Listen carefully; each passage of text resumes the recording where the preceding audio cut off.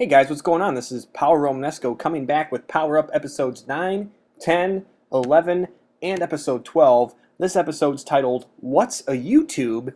Because it's really been one of those past months. The month of July was extremely haphazard, coming back here in the middle of August with a fantastic game.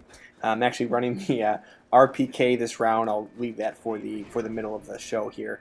But really want to just thank everybody for staying strong and somehow surviving, even though you haven't had a power-up episode. I know it's been tough, and to the victor, the spoils. So for each of you, I hope you do enjoy this recap of what's been going on for what should have been the past 4 episodes.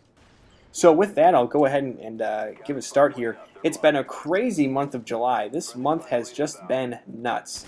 So nuts, in fact, that I'm running with a golden RPK. I did decide a bit earlier in the evening here when I started recording this that I was going to run. I did that just for kicks. I'm going to do a bit of a series called the Forgotten Guns of Black Ops. And those are the guns that I really don't see many people running.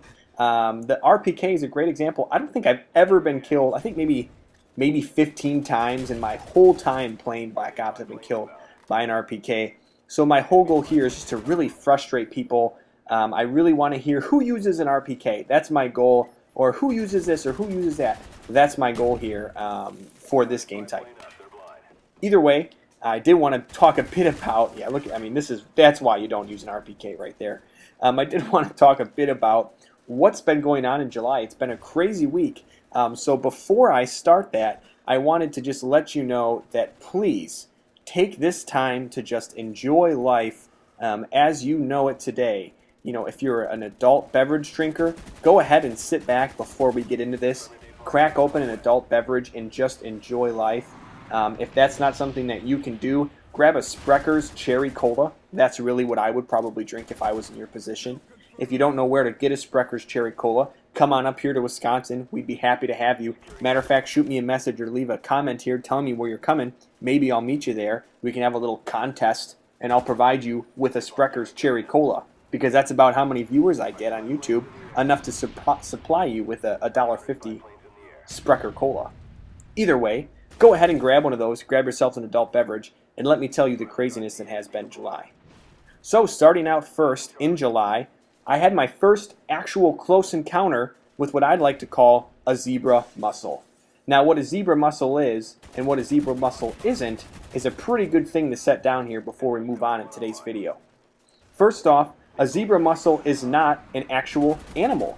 It is not a zebra, like you may be thinking. So, if you were watching Lion King, you would not find a zebra mussel. Instead, you would find a zebra itself. The other things that a zebra mussel is not is I'm not referring to a muscle within a zebra. I was not attacked by a zebra's bicep. Instead, I was attacked by, you guessed it, a zebra mussel. So what is a zebra mussel? A zebra mussel is a small clam-like object that basically is a razor blade at the bottom of a water-like area. In this case, it was a river. So what I did was I was planning a comedy routine, all right, a comedy routine for a competitive water ski team, right? I was supposed to be planning a funny 5 to 10 minute segment for a competitive water ski team that I'm also an announcer for. So where I kind of wrap that into is I have a number of people ask me if I've got things written down or scripted. I do not keep these things scripted, but I do announce twice a week, sometimes more than that. So speaking in this sense is speaking into a microphone is not anything unique for me. So I think that might be where people, kind of forget that. I'm sorry, Drugstore and Sensic, of course. I know you're watching this. The other thing here about the water ski thing is there was an idea to throw pixie dust at a little girl in order to make her, fly away. It was part of the comedy. It was kind of like a Peter Pan sort of thing. Well, the pixie dust was actually self-adhesive glitter. So we ended up throwing a bunch of self-adhesive glitter on a 6-year-old girl, and she just was covered in this glitter, and it would not come off. So what we decided to do was, instead of taking a washcloth or a towel and rubbing her down, we decided it would be a good idea to jump in the river with her. Just throw her in. I felt really bad because I was the one that had the idea to throw the glitter on in the first place. So I said, you know what? I will jump in the river with you. We'll get the glitter off.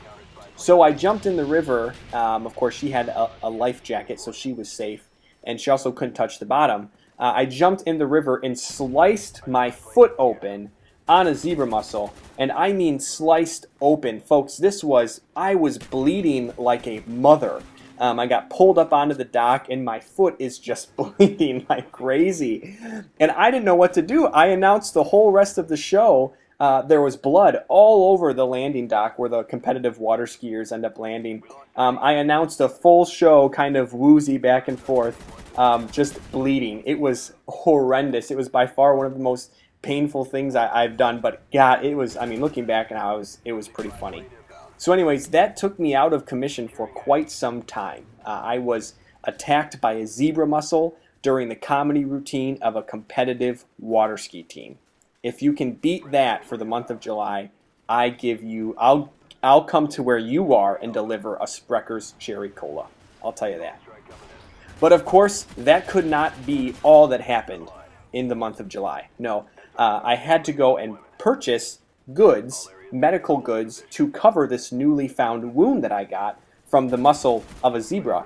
So what I did was I went to a Walgreens to go get some wrap, for your feet and whatnot, and cure my wound. And I found out during that time, after I couldn't purchase the medical stuff, I then went to go to a gas station to fill my car up with gas and was stranded at the gas station because my identity was stolen. So whoever decided it would be a good idea to steal my identity in my time of need, I'm giving you the middle finger right now because you're an asshole. And I needed that identity at that time. You could have it any other time, just not that time. So I had my identity stolen. I lost money.